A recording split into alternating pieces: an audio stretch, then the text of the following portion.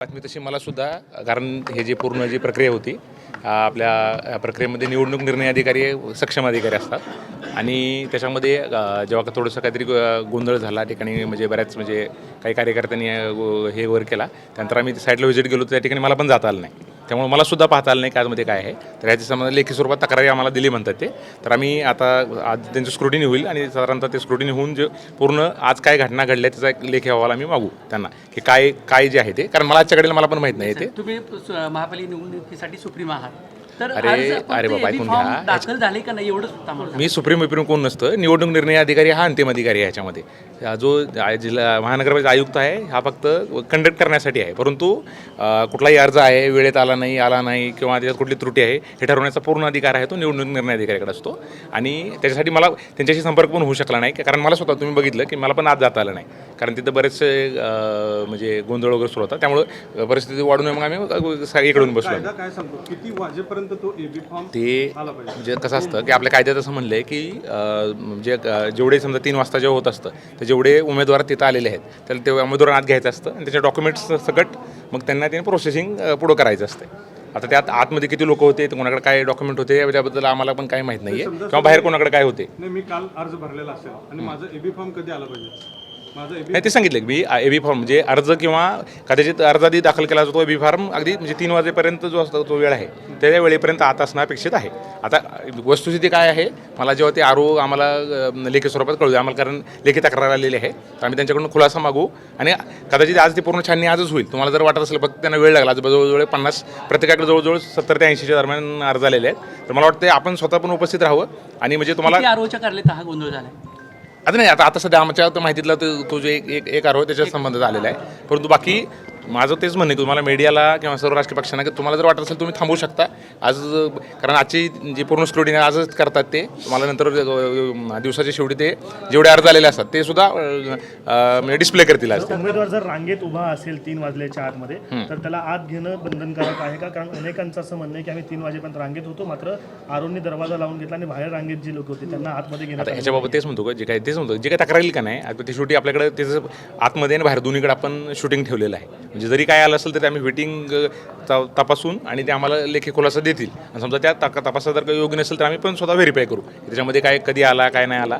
फक्त तेच म्हणतो की अजून आरोनची छाननी प्रक्रियाच म्हणजे ती जी काही रिसिव्हिंग प्रक्रिया आहे आणि रिसिव्ह झाल्यानंतर ते पोच देतात, मला वाटतं तीच प्रक्रिया अजून संपलेली नाही आहे. म्हणजे बाकी सर्वच आरोनची आहे, तर जशी संपल तसे त्यांना मी आज जे दिले का त्याच्यात पत्र पण देऊ आणि जेव्हा जसं होईल तेव्हा आम्हाला ते अहवाल पण देतील. तक्रारदार कोण आहेत, कोणी अर्ज केलेले आपल्याकडे? आता मला आठवत नाही ते म्हणजे जे व्यक्ती आले होते माझ्या ऑफिसमध्ये त्यांना आम्ही पोच देण्यासाठी सांगितले आणि मी आज आम्ही जस्ट फॉरवर्ड करू आरोनकडे ते.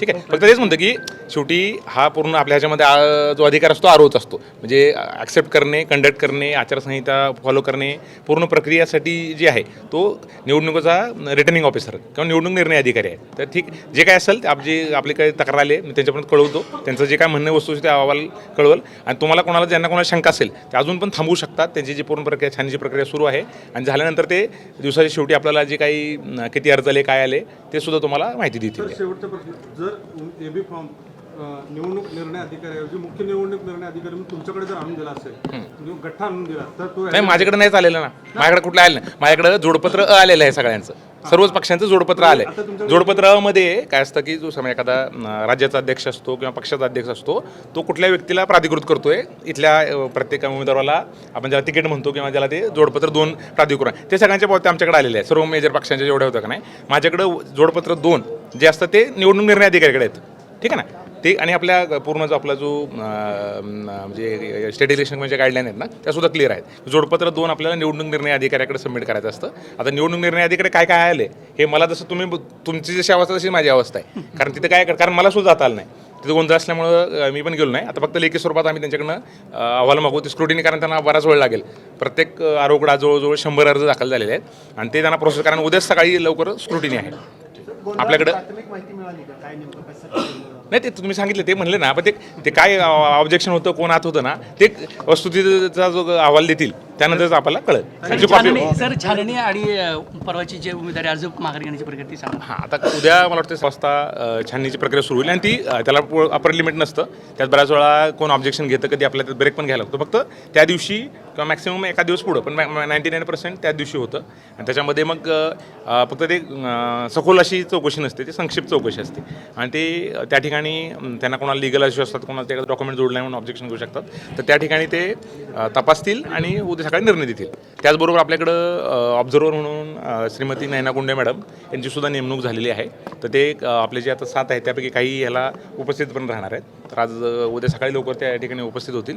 काही तुम्हाला कोणाला ऑब्जेक्शन असलं राजकीय पक्षांना ते त्यांच्याकडे सुद्धा जे काही त्यांचं समजा तक्रार असेल तर त्यांच्याकडे सुद्धा मांडू शकतात.